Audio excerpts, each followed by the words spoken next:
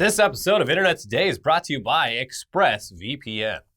All right, a few housekeeping stories to get out of the way just so that you are aware that we do, in fact, read the stories you send us on Twitter and are typically already well aware of them. But we still appreciate you reaching out to us because it makes us happy to see you so engaged and on top of things when it comes to things we might cover.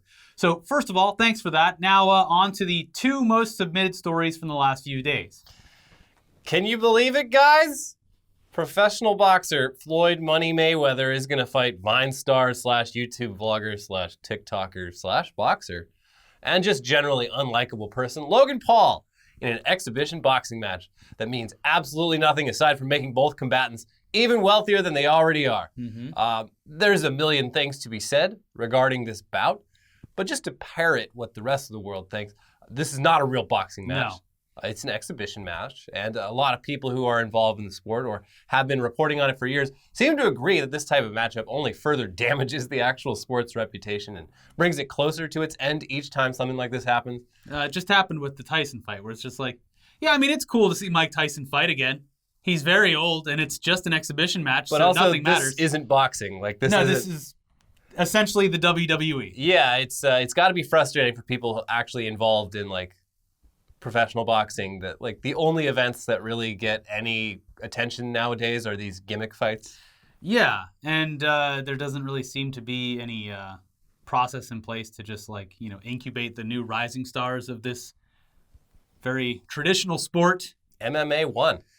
It did, yeah. It's I mean, I'll admit it. It's way more entertaining than watching boxing, and a lot of boxing that I've seen over the years because of these kind of fights, like Mayweather specifically, are typically kind of boring because they just kind of wind each other out, and then that's pretty much it. Yeah. MMA won. Sorry. Now, having said all that, there's simply no other major bout that can pull the type of pay-per-view numbers than this hypothetical scenario where watching Floyd Mayweather is just going to beat the shit out of Logan Paul. I mean, people are going to pay to watch that. Oh, yeah. No, I was getting texts from people who don't give a shit about boxing or you guys Logan want to go Paul. in on the pay-per-view? I just want to see him get punched in the face. Yeah.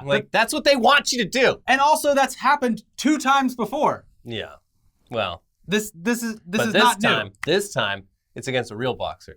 Oh, I know. He could definitely beat Logan Paul's ass. There's no doubt about that. The thing is, Floyd Mayweather isn't known for punching people in the face and knocking them out. Wearing them down. He's known for being extremely good at defense. Yeah, and just wearing out his opponents and then, dodging. Yeah, and then winning on points at the end. Maybe getting in 5 punches in the whole fight. Yeah.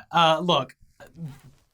Logan Paul getting knocked the fuck out by, realistically, if it was a real fight, Logan fucking pissed him off at a club or something like that, over in 2 seconds. Yeah. That's not going to be the case here because there's nothing about this fight that indicates that Mayweather will just go in and take him down in 1 or 2 punches. There's certainly going to be millions of dollars to be made on bets and millions of dollars to be made on making an entertaining and engaging pay-per-view event. It's absolutely going to be something where Mayweather toys with Paul, then finally finishes him or just wears him out closer to the end of the fight. I mean, it's literally as close to the WWE as boxing can get. Or what if Jake Paul just fucking knocks him out? What if Jake Paul actually is the best boxer alive today? It's really funny you should say that, Elliot, because I wrote a whole section about what you just said coming up very soon. Okay. Yeah, so, that was natural, by the way, everyone watching. Go. So to add fuel to all this fire is UFC President Dana White, who said of the Mayweather versus Logan Paul matchup, "When people ask me what's the state of boxing right now, that's where it's at. Didn't that kid get beat up by the fucking video game kid from England? And now he's going to fight Floyd Mayweather?" I mean, it's ridiculous. Yeah, if you're Dana White, this is how you're going to feel about it. Also, to add some further insults to the almost guaranteed injury. The actual sports and boxing communities online had what seemed like a difficult time differentiating Logan Paul with his brother Jake Paul. Which is what you just did. Oh, I didn't even realize. You just did that. Yeah, they are 2 different people. Yeah. I and many other people online can't tell Logan and Jake Paul's the one that just won. Yeah, Logan filmed the body in Japan.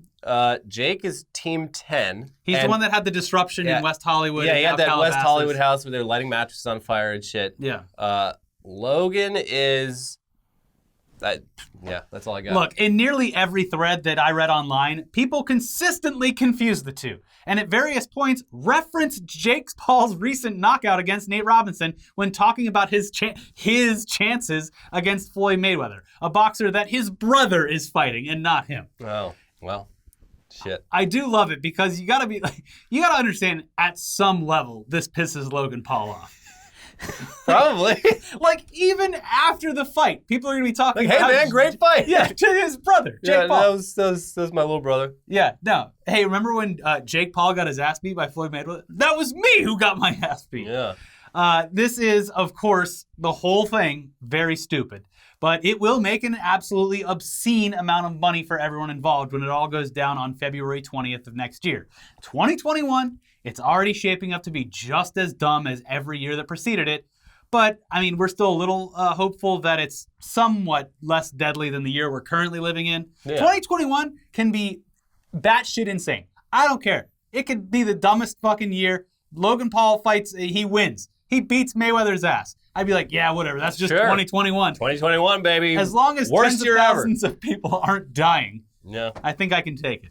Anyway, next up in the category of stuff that you spammed our inboxes with, a new movie release that's pretty much guaranteed to be finger-licking good as long as you enjoy movies that are almost certainly made to be bad on purpose. Mm-hmm. Ladies and gentlemen, but especially ladies, we regret to inform you that Colonel Sanders is still sexy and is still being objectified for his good looks and impeccable skills in the kitchen as well as in the bedroom, apparently. Yeah. So the promotional image for the film titled A Recipe for Seduction, which features Mario Lopez as a strong, sexy Colonel Sanders, is objectively funny. And yes, this is probably going to be an unserious, ridiculous, and over-the-top production that's just a long commercial for a fast food joint that specializes in fried chicken. But it's another thing that can take a little attention away from our otherwise horrific reality. Yeah. Yeah. Also, it's not an actual movie. I mean, like we just indicated, it's more of an extended commercial, or as Lifetime is calling it, a mini-movie. Yeah. Here's the description from Deadline. Quote, set to premiere on Lifetime on Sunday at 12 p.m., A Recipe for Seduction takes the television commercial to a new level. The Lifetime original mini-movie follows a young heiress as she struggles to pick between a rich suitor selected by her mother and the new house chef, Harlan Sanders, who brings more than his 11 herbs and spices secret recipe to the table. In Lifetime fashion, things take a turn for the dramatic, with the heiress mother and the disappointed suitor seeking to take out the KFC mascot himself. Yeah, so that description's insane. The trailer's insane. The trailer leads more into, like, she's, like, impressed by his secret recipe that he's about to unleash on the world. Mm-hmm. Like, Mom, you don't understand. He's got this secret recipe, and it is going to change the fucking world. All those herbs and spices. It plays out like any other random Lifetime movie, with the added bonus of having a ridiculous-looking Colonel Sanders involved, as well as what seems like a love affair between the mother and the guy that her daughter was supposed to marry. Yeah. Seems like yet another internet-based meme inclusion. The strange rise in the popularity of stepsister, stepbrother, mother-in-law, father-in-law scenes in adult films. Yeah, it's the mom is like, if you marry my daughter, there's going to be a lot more long weekends in your future. Listen, Colonel Sanders, it's not technically incest. Yeah. Yes. They're really hitting all the points here with this mini movie. But yeah, it looks dumb. Also, who cares though? We'll just wait for the inevitable upload of the best clips to make their way to Twitter while we sit around and play Cyberpunk 2077 instead. Yeah. Or, I don't know, will we be? Yeah. Speaking of Cyberpunk, the reviews are in. And everyone's angry. We'll get to them in just a second, but let's really quickly thank today's sponsor, ExpressVPN. As you're aware, earlier this year, more than 100 Twitter users got their accounts hacked into. Passwords, email addresses, phone numbers, and more, all taken from high-profile people like Joe Biden, Elon Musk, and even Kanye West. Genius. Still got his shit hacked. Mm-hmm. Now, these kind of attacks are getting more frequent and more severe. And it's not just Twitter. Facebook, eBay, Uber, Adobe, and Yahoo, they all had leaked data such as passwords, credit card info, and driver's licenses belonging to billions of users lost. Look, if someone can hack Joe Biden, just imagine how easy it would be for them to hack you. I should point out that Joe Biden probably doesn't run his own account. It's probably run by someone who actually knows what they're doing. Yeah. So don't take that as a endorsement of Joe Biden's IT skills. Anyways, that's why we use ExpressVPN to safeguard our personal data online. Yeah, according to recent reports, hackers can make up to $1,000 from selling someone's personal information on the dark web, making people like me and you easy, lucrative targets. ExpressVPN is an app that funnels your data through a secure encrypted tunnel so that no matter what device you use, you can have peace of mind every time you use the internet. The app connects with just one click, it's lightning fast, and the best part is ExpressVPN works on up to 5 devices simultaneously so you and your whole family can stay protected. If a breach can happen to powerful individuals, it can easily happen to you. Protect yourself with ExpressVPN, the VPN rated #1 by CNET, Wired, and countless others. And if you visit expressvpn.com/todaydaily right now, you can arm yourself with an extra 3 months of ExpressVPN for free. That is expressvpn.com/todaydaily. Visit expressvpn.com/todaydaily to learn more. And now back into the news with all those reviews regarding the very long-awaited, constantly delayed, presumed masterpiece from CD Projekt Red, Cyberpunk 2077. So, what's the word, everyone? Does Cyberpunk 2077 suck? It's a callback to the old machinima days. Yeah. Does it suck? Does this suck? Googly eyes, what? Does it suck? Ah! The googly eyes increase viewership. Yeah. Thanks, Bruce Green. Guys, you need to add more googly eyes to your thumb. I mean, he was right. He was right. He was right. He's The definitely man's right. the master. He is, yes. Anyway, does it suck? No, it appears as though it does not in fact suck. Although you would be mistaken for believing that based on the reaction that some of the reviews have gotten online. Pointing out that the review copies of the games have some frequent bugs doesn't mean the game itself is terrible. And nearly every review we read seemed to indicate that basically with the time that these reviewers got with the game, the consensus seemed to be that the majority of them have really enjoyed it. They've heaped praise on it. They love it, but they do point out that there are graphical bugs as well as some bugs with the UI and other things that simply bring you out of the immersive experience when they happen. Yeah. And instead of slogging through a bunch of quotes about Cyberpunk 2077, we're just going to go ahead and link a mega thread of a ton of reviews in the description below so you can read them all for yourselves. But the general consensus is, I really had a great time with this game. I'm loving it. The story's fun. It's a great game. But yes, it does kind of take me out of the experience when a graphical glitch happens because of a bug. It's ranged from somewhat annoying to, I think it was Gene Park, was like, it's as buggy as a Bethesda game on launch. Which isn't great. Well, I mean, this is why even when I play new games, most of the time I wait a little bit. 2-3 weeks, you're going to play a much more stable game. It looks like you won't even have to wait that long here because guess what? Patches. Look, we're not apologizing in advance on behalf of the game, but it does seem like people online have taken any critique of the game at all to mean that people are shitting on it and trying to deflate my expectations. Let me be hyped, damn it. And sure, maybe you should tone down your sometimes impossible to match expectations. I mean, you are aware of the constant delays that happened during this game, right? And all the reports of crunch time that went into just finishing it so it could ship before the new year. You know that, right? Of course there's going to be problems. There's a pandemic. Yeah, it's the pandemic's fault, just like Quibi. Now, having said all that, it's already been announced that there would be a day one patch that should hopefully fix a lot of the problems that people with early access were facing. And apparently that's in addition to a day zero patch, breaking the mold. And that day zero patch is already showing up for some users, clocking in at a whopping 43 gigs. Oof. But that's one that, according to CD Projekt Red, that's not the day one patch. That's a completely separate patch. The day one patch will happen on day one, but there's also a day zero patch. So look, 2 patches, maybe things will be adjusted a bit. It'll at the very least be better than what the reviewers are playing. So look, you're going to put dozens of hours into this game if you're at all interested in it.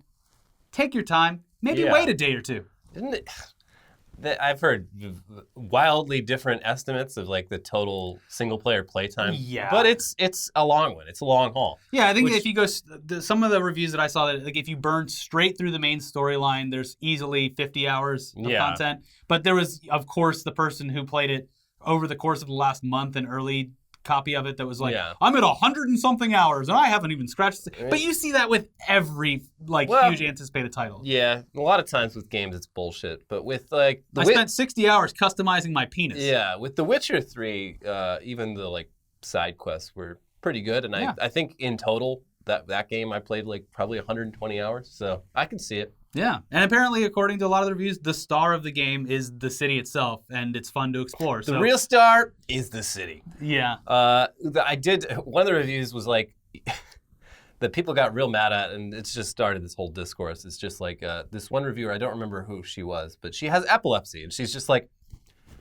I can't review this game. There's no way to disable any of the epileptic shock stuff, and the entire game is going to give me a seizure. And apparently CD Projekt Red did not ever consider that maybe they should do something about the fact that this game is just one giant seizure-inducing thing. Yeah.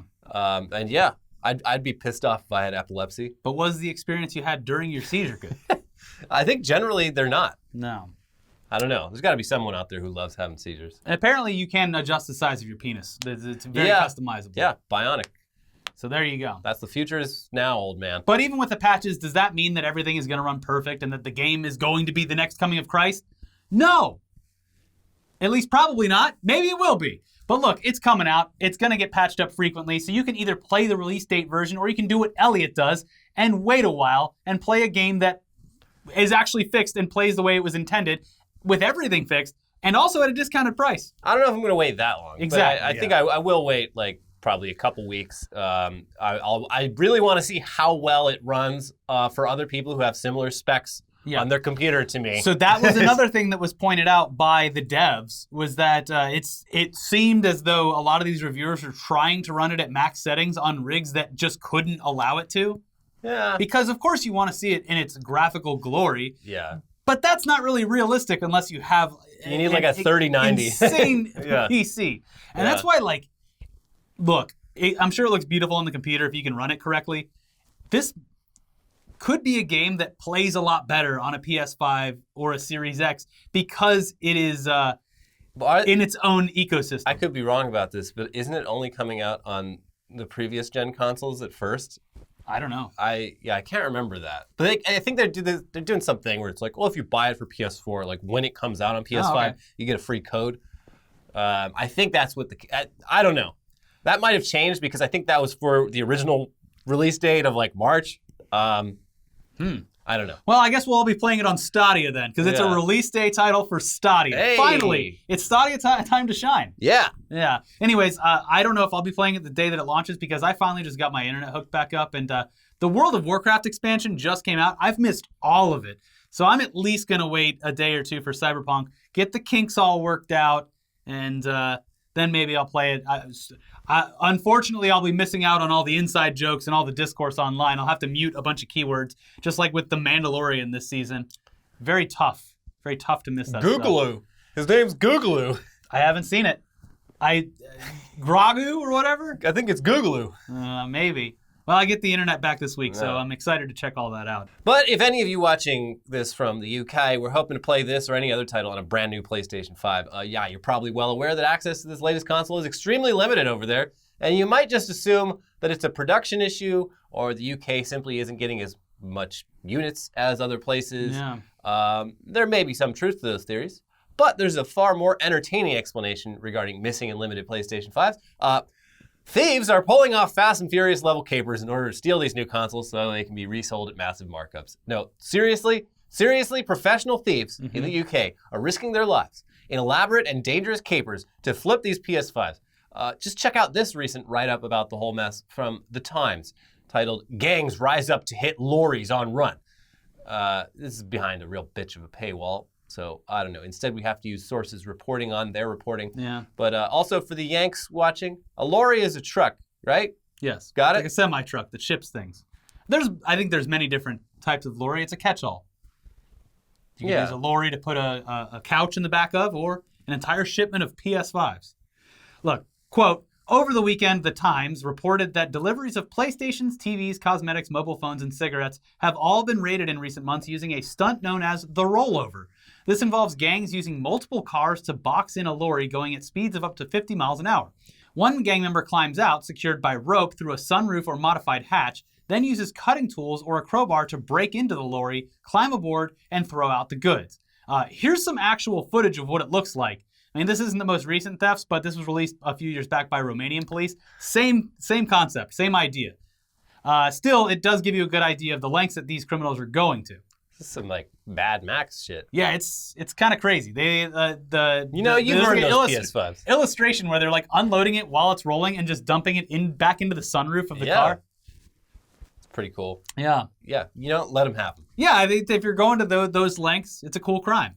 Also from the article, the Times said the rollover has been used at least 27 times this year to September, and that figure has risen in recent weeks as gangs attempt to cash in on pre-Christmas deliveries of expensive goods. Apparently, police have issued alerts to hauliers over the tactic.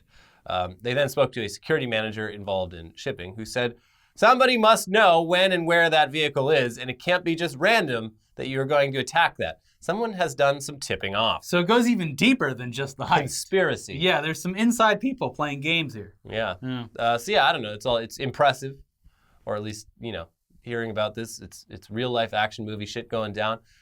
Securing those hot new gaming consoles. It sucks if you're in the UK and don't have a PS5. Blame it on Brexit. They're like, we can't get them. Yeah. Brexit. We can't get the vaccines either. A bunch of people over in Belgium, over in Brussels, say you can't use your PS5. Mm-hmm. You should probably vote UKIP. Yeah, there you go. And by the way, here's an update. 70 years in the making. Mount Everest is taller now. It got patched. Mountain is officially taller. Mm-hmm. Mount Everest, of course, it's still mainly a tourist trap for rich adventurers who want to literally wait in line to ascend the tallest mountain on Earth with the help of locals the entire way, while also risking everyone's lives in the process just so they can say they did it. Yeah. But yeah, the mountain, it's officially taller than previously thought. Quote, Nepal and China, the two countries that share a border on Mount Everest, announced a new official measurement of the mountain's height on Tuesday. 8,848.86 meters, or 29,031.69 feet. Now, it's about 3 feet higher than the most commonly used measure of Everest's height, dating back to a survey conducted by India in the early 1950s. So there you go. Yeah. A patch fixes everything. Now, dude, bigger than before. How pissed do you gotta be if you're some rich asshole who climbed this thing back when it was shorter? Yeah, this is bullshit. All your achievements are... Yeah, they're 3 feet shorter now. Yeah. They can take all the flags down from up on top. Damn. Oh, you went to Everest? What year? Oh, did you go to Everest before 2020? You went to short Everest. Yeah. You didn't go to long Everest. Yeah. Yeah. Anyways, let's end this video with yet another update on the election. Wait, didn't that already happen? Mm-hmm. Yeah, it's mid-December right now, but despite that, the 2020 election just keeps rolling. And while there's no real chance that Donald Trump pulls some magical bullshit out of his big fat ass to secure a win, he's certainly continuing to complain about everything, and is also apparently coming up with some fantastic new ideas for how he's going to participate in the peaceful transfer of power with Joe Biden on inauguration in January. Yeah. Should be a fun romp. First of all, we should start off by saying that aside from the constant stream of news regarding election and voter fraud-related lawsuits being completely thrown out of court in every state, there was another big moment this week which further solidified the already rock-solid fact that Joe Biden is the next president of the United States. The safe harbor deadline has come and gone as of Tuesday of this week. That's the deadline for states to certify their results. Surprise, the results are in. Joe Biden's president, no matter how much we dislike his cabinet picks so far. Yeah, no, it sucks. I just fucking put that hate this guy. Raytheon guy in charge of defense. So. Yeah. The Joe Biden not going to save us, folks. No. Anyways, this is also, he's president despite the fact that Donald Trump, a complete failure to our country in every way, is continuing to cry about the results and just not accept them. Yeah, so speaking of Donald Trump, total loser, and how he's handling things, apparently he's going to just try to one-up the inauguration of Joe Biden by holding a rally of his own at the new White House down in Florida. Mar-a-Lago. Or the closest airport, I guess. Yeah, so we definitely alluded to the fact that he'd do something like this. God, we never miss. And he rarely lets us down as far as predictability goes. Mm-hmm. So here's the plan, according to reporting from Axios. President Trump is considering a made-for-TV grand finale, a White House departure on Marine One and final Air Force One flight to Florida for a political rally opposite Joe Biden's inauguration. The former network star is privately discussing using his waning powers as commander-in-chief to order up the exit he wants after dissing Biden by refusing to concede the election, welcome him to the White House, or commit to attending his inauguration.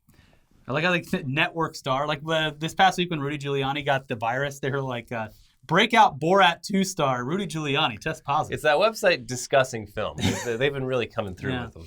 The Axios article continues, the Trump talk could create a split-screen moment. The outgoing president addressing a roaring crowd in an airport hangar, while the incoming leader is sworn in before a socially distanced audience outside the Capitol, as NBC News first reported. Immediately announcing he is running for re-election in 2024 would set up 4 years of Trump playing Biden's critic-in-chief. The visual also would embody the vast difference in the two leaders' approaches to the pandemic.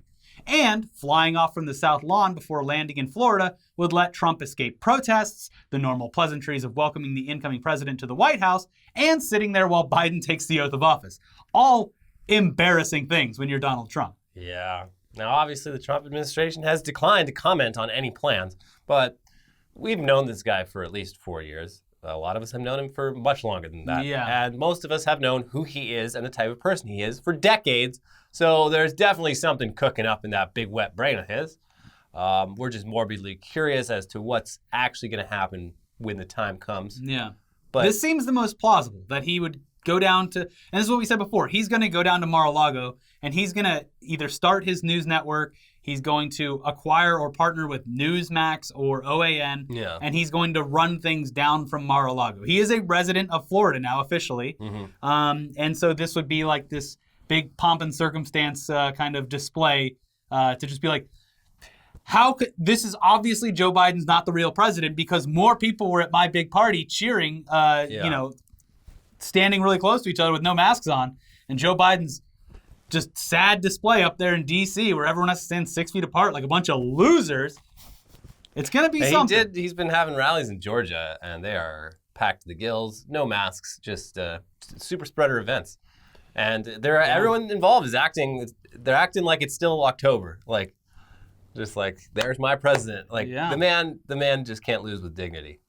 He's going to drag this out forever, for the rest of his life. Well, hopefully you registered to vote. That was the deadline was on Monday. But guess what? Now you get to actually vote. So if you are registered in the state of Georgia, be sure to vote when the runoff election happens. We'll just keep reminding you, but also you should be engaged.